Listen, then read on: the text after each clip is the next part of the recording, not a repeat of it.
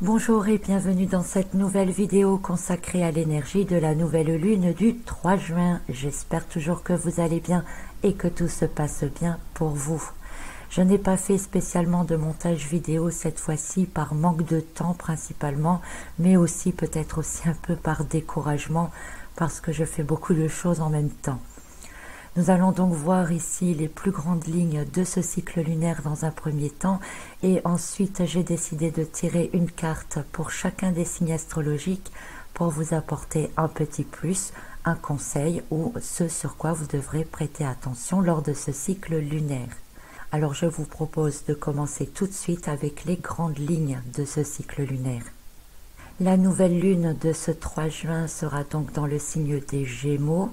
Gémeaux, signe de l'élément air, de la communication, de la dualité, des choix, du contact humain.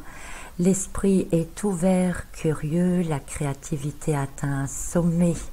Parallèlement, le Gémeaux est rapidement anxieux ou a tendance à esquiver lorsque les choses ne prennent pas la tournure souhaitée. Il est capable de changer de cap rapidement si besoin, et cela peut être bénéfique si vous ne vous sentez pas engagé dans la bonne voie. Au cours de ce cycle lunaire, vous aurez alors la possibilité de partir sur un plan B si votre plan A ne vous semble plus adapté. La rapidité intellectuelle sera au rendez-vous, d'autant plus que Mercure, planète des Gémeaux, sera dans son signe au moment de la nouvelle lune. Mais pour quelques jours seulement, alors profitez de l'efficacité de cette énergie pour emprunter une nouvelle voie si besoin. Mais attention toutefois, car la nouvelle lune sera en carré à Neptune et pourrait donner à certains l'envie de croire ou de ne penser que ce qui les conforte ou les arrange, ne laissant alors pas trop de place à l'acquisition de nouvelles pensées, de nouvelles connaissances ou rendant celles-ci plus difficiles et continuant de vous bercer dans certaines illusions. Certains ne veulent tout simplement pas voir la réalité qui les entoure.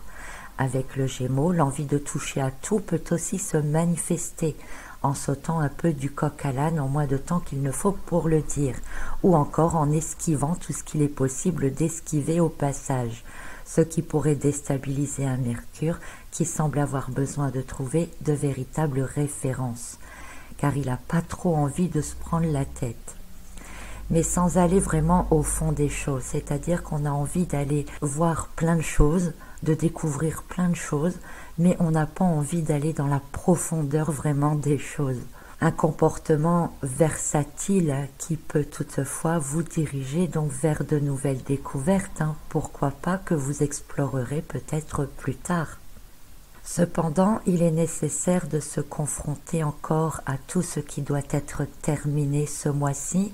Je le répète encore, mais c'est peut-être une des dernières fois que je le dis, parce qu'ensuite nous passerons dans une énergie qui sera plus vive. Et tout ce qui sera terminé ou mis en place au cours de ce cycle lunaire pourrait avoir des répercussions plus tard. Faites également attention à votre communication ce mois-ci. N'entrez que dans des paroles et des discussions utiles et constructives et laissez le reste afin de ne pas créer d'une part de conflits inutiles et d'autre part pour ne pas vous engager, ne pas donner vos consentements à tout et n'importe quoi. Dans l'ensemble, la nouvelle lune en Gémeaux invite au changement. Avec la date du 3 juin 2019, nous sommes sur une vibration 12, qui est la vibration de l'année, une vibration de totalité, d'unicité, d'évolution personnelle et spirituelle, de transcendance. C'est donc le moment de finaliser votre allègement personnel pour tourner la page dès la fin de ce cycle lunaire. Il y aura un peu comme une coupure nette entre les énergies de tout ce début d'année et les 6 mois qui nous attendent. Vous saurez nettement mieux ce que vous souhaitez pour vous-même, vers quoi vous voulez aller et surtout ce qui doit rester maintenant derrière. Le travail intense que vous avez effectué ces derniers mois vous permettra cette transition. Je mets toujours une réserve toutefois à cause des illusions de Neptune, comme je le disais plus tôt, qui est en carré à cette nouvelle lune.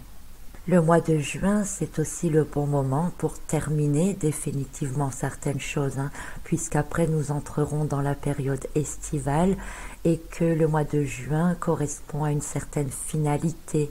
Je dis toujours qu'il y a deux fins d'année dans l'année, celle du 31 décembre, bien entendu, qui est l'année civile, et celle du mois de juin, qui est la fin de l'année scolaire.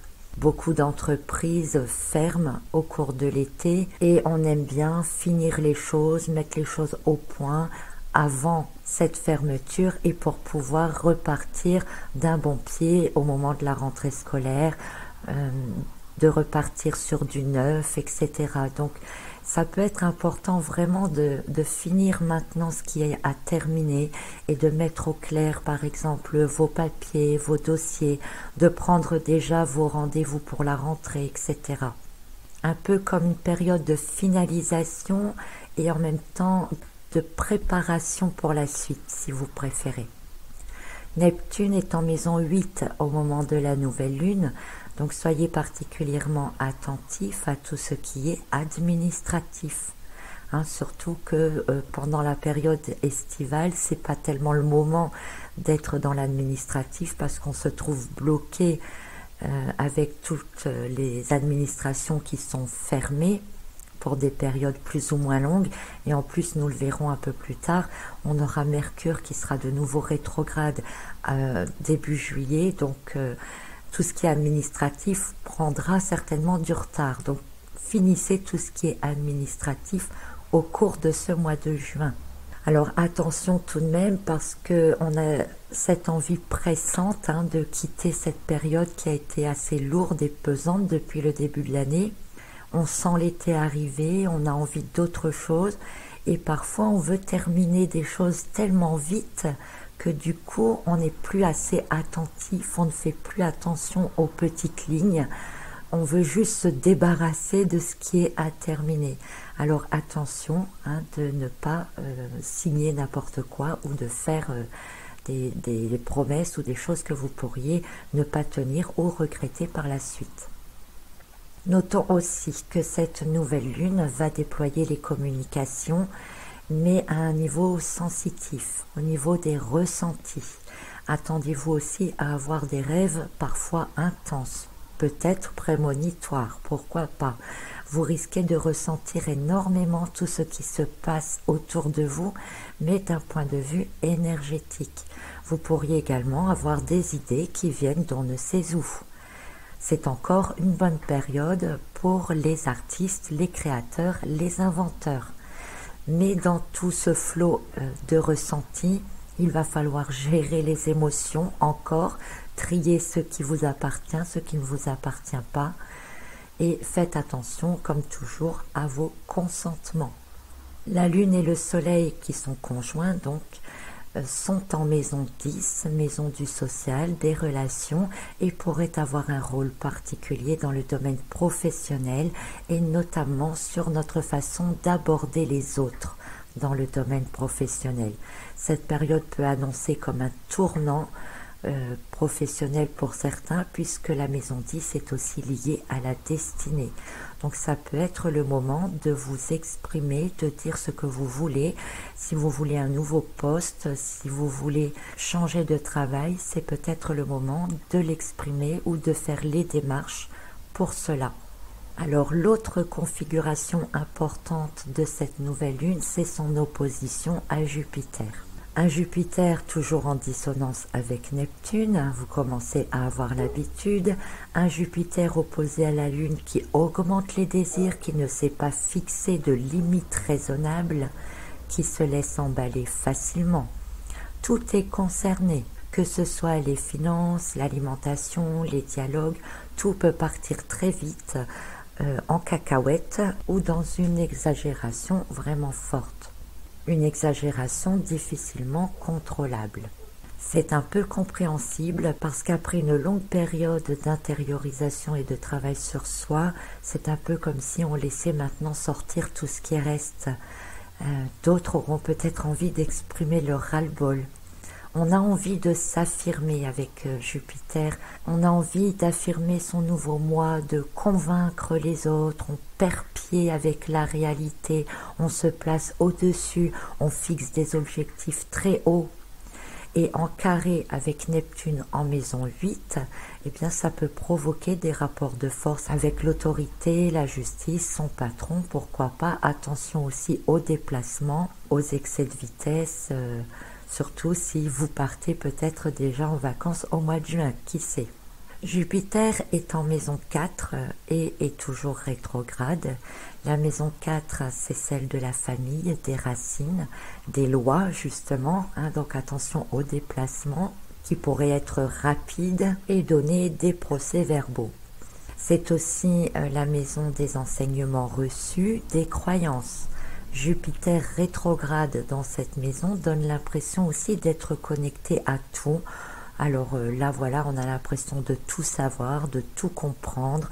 Alors en plus, si vous avez fait un énorme travail sur vous, eh bien, vous avez certainement atteint de nouvelles compréhensions de certaines choses. Vous avez peut-être découvert de nouvelles croyances. Et d'un seul coup, on a l'impression, voilà, d'avoir eu des illuminations et que l'on sait tout.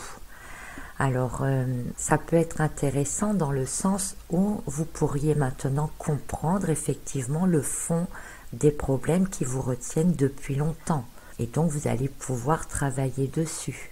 Mais d'un autre côté, il ne faut pas tomber dans l'excès inverse de dire, voilà, moi je sais tout, je veux convaincre les autres de ce que je sais, je veux qu'ils adhèrent à mes idées, etc. Je pense que vous comprenez ce que je veux dire. La maison 4, c'est celle du signe du Cancer. Le Cancer qui est lui-même gouverné par la Lune, qui se trouve justement en opposition à Jupiter. Donc Jupiter vient visiter la maison de la Lune, pendant que la Lune ne peut rien faire puisqu'elle est totalement à l'opposé.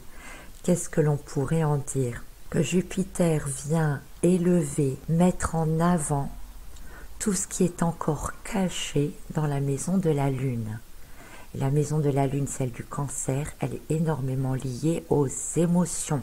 Donc s'il y a encore des choses qui sont très cachées, très enfouies, eh bien vous pourriez avoir une toute dernière ici révélation de tout ce qui est enfoui depuis toujours ou depuis longtemps en vous, et qui fait que ça agit sur vous de manière inconsciente aujourd'hui dans votre vie. Donc cette mise en lumière-là, c'est peut-être la dernière des mises en lumière de toute la période que nous venons de passer, et elle peut être vraiment très très importante. Alors évidemment, au niveau émotionnel, ça peut chambouler beaucoup, donc il faut s'y attendre aussi. Mais c'est peut-être aussi ce qui va vous permettre de comprendre tout le reste. Tout ce qui vous empêche d'avancer, tout ce qui vous empêche d'être vous-même. C'est un peu comme si Jupiter venait zoomer sur certaines parties de vous-même, dans votre passé, sur les bases sur lesquelles vous vous êtes construit, pour vous aider à prendre conscience de ce dernier travail de votre libération intérieure. Un peu comme la dernière ligne droite vers les profondeurs de votre être. Donc, je ne sais pas trop comment l'expliquer, j'espère que vous comprenez. Les flots émotionnels peuvent être très déroutants et pourront également venir embrouiller ce Mercure qui est à l'opposé de Jupiter lui aussi, et qui peuvent obliger par Mercure à vous faire prendre conscience de certaines choses que vous refusiez de voir ou que vous n'aviez pas compris la véritable action que cela avait sur vous. Alors attention, parce que tout cela est vraiment accompagné d'émotions et vous pourriez faire des erreurs d'appréciation, des erreurs de compréhension. Mettre les dernières touches en lumière, c'est très bien, mais en même temps ne rejetez pas tout au premier abord. Prenez le temps de comprendre.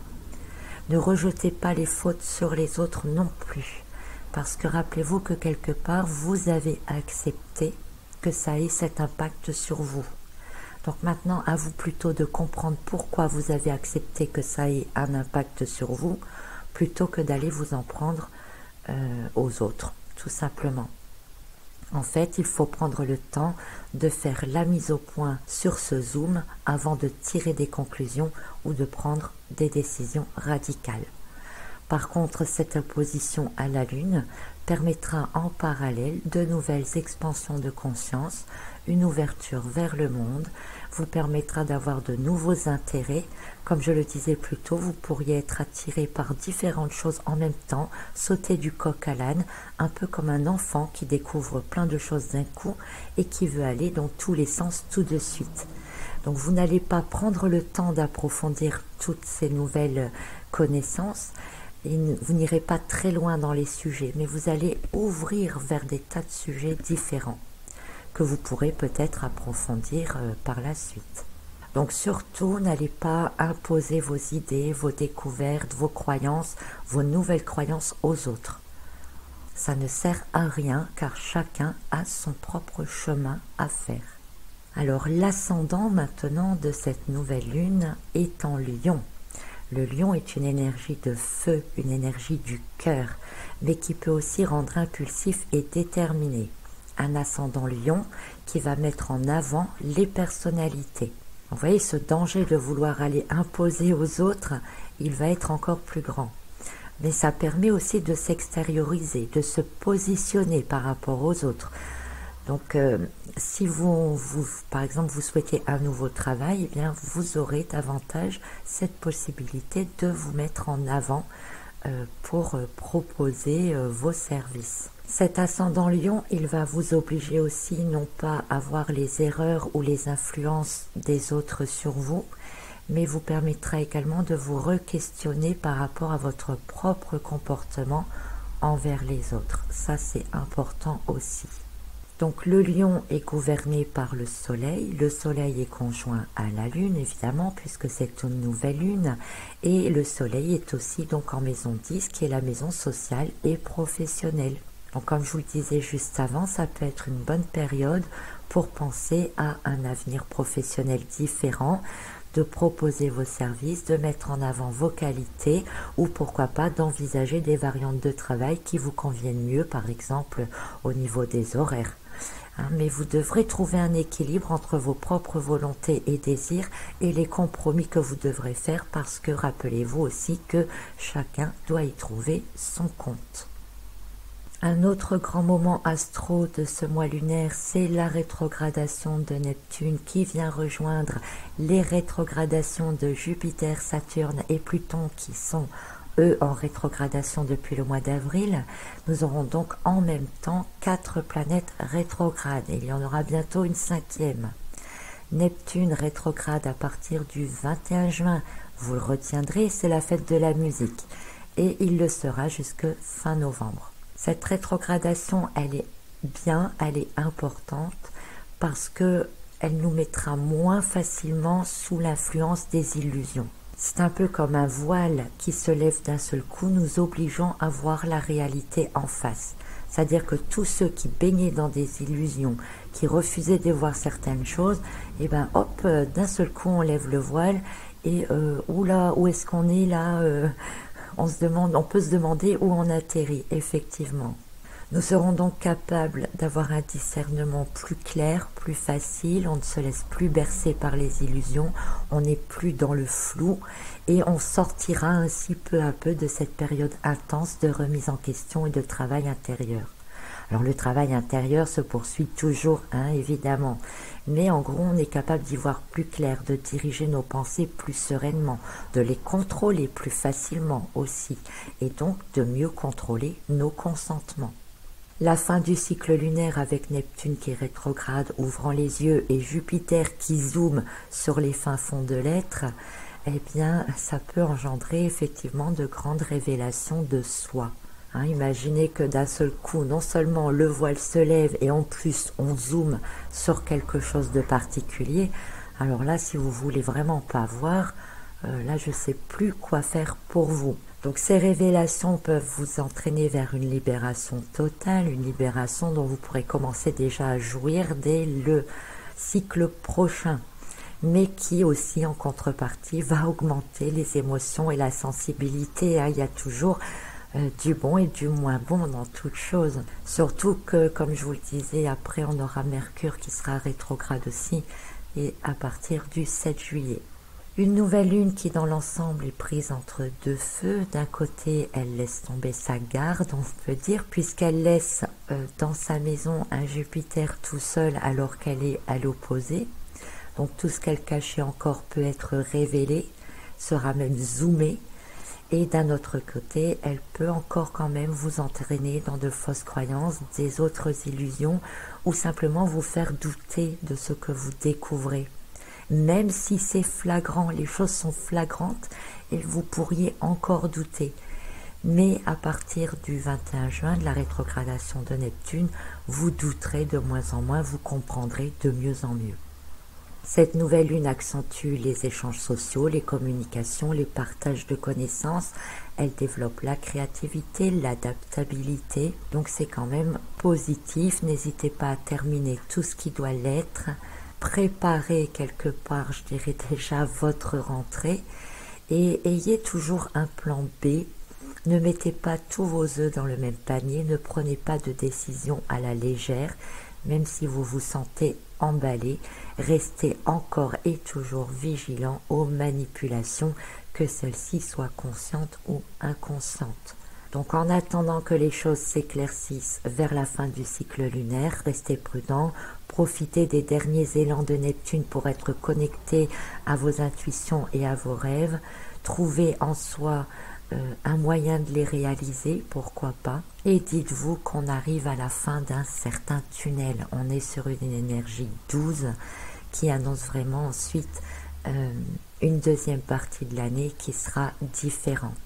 Donc tous les signes sont concernés par les grandes lignes de ce cycle lunaire, mais évidemment les Gémeaux, les Sagittaires, les Lions, les Poissons seront peut-être davantage concernés. Je vois que cette vidéo est déjà assez longue, donc je vous ai promis une carte pour chacun des signes astro pour avoir une guidance ou pour vous dire ce sur quoi vous devez prêter attention. Donc je vais le faire dans une autre vidéo. Donc je vous mettrai le lien en dessous de celle-ci pour la trouver rapidement. Voilà, je vous souhaite en tout cas un très bon cycle lunaire et je vous dis à très bientôt.